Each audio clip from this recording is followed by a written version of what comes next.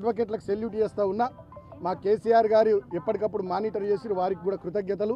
మా అడ్వకేట్లు మంచిర్యాలలో కానీ, చెన్నూరులో కానీ, హైదరాబాద్లో కానీ మాకు బెయిల్ రావడానికి వాళ్ళు బాగా కృషి చేసి వాళ్ళకు హృదయపూర్వకంగా కృతజ్ఞతలు.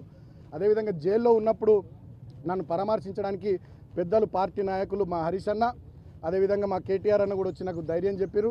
వారితో పాటు మాజీ మంత్రులు మా జోగు రామన్న గారు, వేముల ప్రశాంత్ రెడ్డి గారు, కొప్పులీశ్వర్ గారు, గంగుల కమలాకర్ గారు, అదేవిధంగా ఎమ్మెల్యేలు కోవ లక్ష్మక్క, మా అనిల్ జాదవ్ అన్న, కోరుట్ల ఎమ్మెల్యే సంజయ్ అన్న, అదేవిధంగా మా బావ కుత్బుల్లాపూర్ ఎమ్మెల్యే వివేక్ గౌడ్ గారు, మా సోదరుడు ఎమ్మెల్సీ షంబిపూర్ రాజు గారు, పల్లా రాజేశ్వర్ రెడ్డి గారు, అదేవిధంగా మాజీ ఎమ్మెల్యేలు మా కోనప్ప గారు, దివాకర్ రావు గారు, చిన్నయ్య గారు, మా గొంగిడి సునీత మహేందర్ రెడ్డి అక్క, అదేవిధంగా మా జాజుల సురేందర్ అన్న, ఇట్లా చాలామంది పెద్ద రాష్ట్ర స్థాయి నాయకులు కానీ, మా విద్యార్థి విభాగం సోదరులు కానీ, యూత్ విభాగం సోదరులు కానీ అందరూ వచ్చి నాకు మనోధైర్యాన్ని ఇచ్చారు.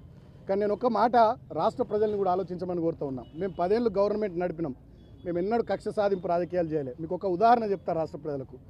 2014లో నా మీద ఎంపీగా కాంగ్రెస్ పార్టీ నుండి వివేక్ గారు పోటీ చేసి ఓడిపోయారు.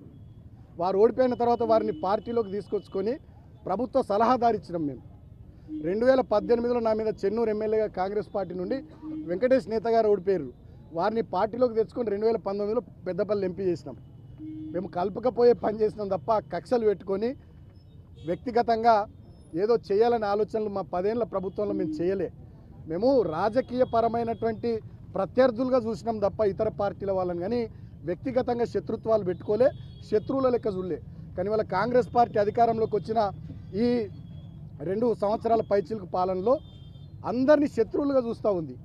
రాజకీయపరమైనటువంటి వైరుధ్యం, ప్రధాన ప్రతిపక్షం వీళ్ళు ప్రజల తరపున మాట్లాడుతున్నారు, దీన్ని మనం స్వీకరించాలి అనే ఆలోచన చేస్తలే. మేమేం మాట్లాడినా మేమేం చేసినా మమ్మల్ని శత్రువులాగా చూసి మమ్మల్ని కేసులు పెట్టి జైళ్ళలో పెట్టియాలి, లేకపోతే దాడులు చేయాలి, లేకపోతే బెదిరియాలి, లేకపోతే ప్రజా తీర్పును తుంగలో దొక్కి వీళ్ళని ఇబ్బందులు పెట్టాలనేటటువంటి పిచ్చి ఆలోచనలు వీళ్ళు చేస్తూ ఉన్నారు. ఆనాడు ఏమన్నారు వీళ్ళు 2023 అసెంబ్లీ ఎన్నికలప్పుడు 6 గ్యారంటీలు కాదు 7వ గ్యారంటీ ప్రజాపాలన, అదేవిధంగా రాజ్యాంగబద్ధమైనటువంటి ప్రజాస్వామిక వాతావరణం కల్పిస్తాం, అది 7వ గ్యారంటీ అన్నారు. 6 గ్యారంటీలకు దిక్కు లేదు, 7వ గ్యారంటీకి దిక్కు లేదు. ఇవాళ ఎవరు ప్రశ్నిస్తే వాళ్ళ మీద కేసులు, ఎవరు మంచిగా ప్రజల గురించి మాట్లాడితే వాళ్ళ మీద కేసులు, ప్రజలు ఇచ్చినటువంటి తీర్పును కూడా తుంగలో దొక్కుతూ ఇవాళ ఇష్టం వచ్చినట్టుగా చేతులు అధికారం ఉంది కదా అని అధికారం మత్తులో అహంకారంతో ఈ ప్రభుత్వ పెద్దలు ప్రవర్తిస్తూ ఉన్నారు. దీన్ని రాష్ట్ర ప్రజలంతా కూడా గమనిస్తూ ఉన్నారు. నేను ప్రజలకు కూడా విజ్ఞప్తి చేస్తూ ఉన్నా, ఇటువంటి కాంగ్రెస్ పార్టీ మీద డెఫినెట్గా పోరాటాలకు సిద్ధమైదాం.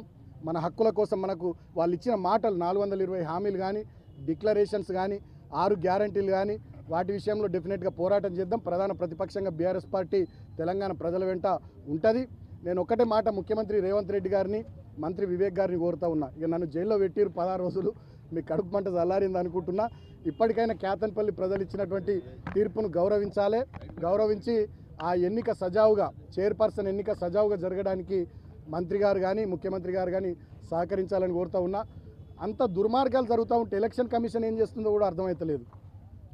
స్టేట్ ఎలక్షన్ కమిషన్ కూడా ఏం చేస్తుందో అర్థమవుతలేదు.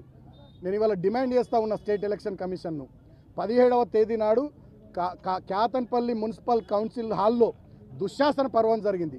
ఆ వీడియో ఫుటేజ్ దయచేసి బయట పెట్టాలని చెప్పి నేను స్టేట్ ఎలక్షన్ కమిషన్ కూడా డిమాండ్ చేస్తూ ఉన్నా.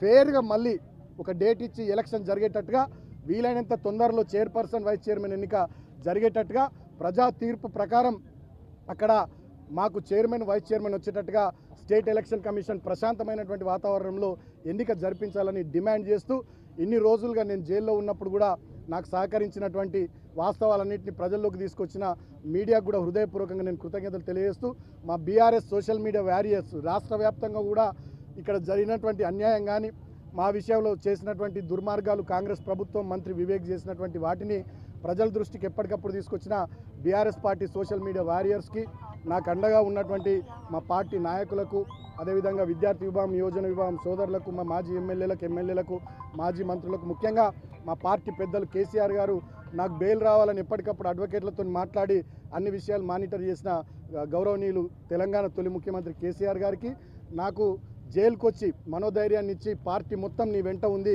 అధైర్యపడకు, గట్టిగా నిలబడని చెప్పి నాకు విశ్వాసాన్ని కల్పించిన, నమ్మకాన్ని కల్పించిన మా అన్న వర్కింగ్ ప్రెసిడెంట్ కేటీఆర్ అన్నకు, మాజీ మంత్రి హరీష్ అన్నకు హృదయపూర్వకంగా కృతజ్ఞతలు తెలియజేస్తూ ఈ సమయంలో నాకు అండగా ఉన్నటువంటి చెన్నూరు నియోజకవర్గం మా పార్టీ శ్రేణులు కానీ అదేవిధంగా మంచిర్యాల జిల్లా పార్టీ శ్రేణులు కానీ మరి ముఖ్యంగా ఇక్కడ స్థానిక మాజీ మంత్రి గారు మా మాజీ ఎమ్మెల్యే మా పెద్దన్న మళ్ళీ 100% 50-60 వేల మెజార్టీతో ఆదిలాబాద్ ఎమ్మెల్యేగా గెలిచే మా జోగు రామన్న గారు వీళ్ళంతా పూర్తి స్థాయిలో నాకు అండగా ఉన్నారు. వారందరికీ హృదయపూర్వక కృతజ్ఞతలు.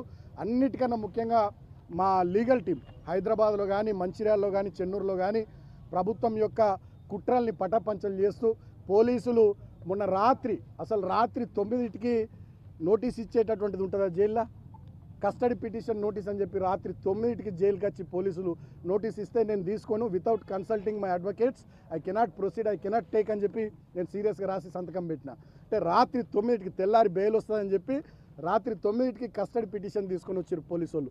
సో ఇన్ని దుర్మార్గాలు పోలీసు వాళ్ళు చేసినా ఎక్కడికక్కడ గట్టిగా నిలువరించి న్యాయం గెలిచేటట్టుగా ధర్మం గెలిచేటట్టుగా మాకు బెయిల్ వచ్చేటట్టుగా చేసినటువంటి మా లీగల్ టీం మా న్యాయవాదులందరికీ హృదయపూర్వకంగా కృతజ్ఞతలు తెలియజేస్తూ ఇంకా 3 సోదరులు మా వాళ్ళు జైల్లో ఉన్నారు.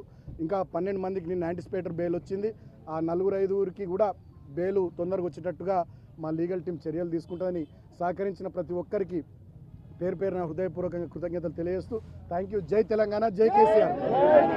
రామన్న కూడా ఒకటి కట్టుడు కదా కట్టుకోవాలి.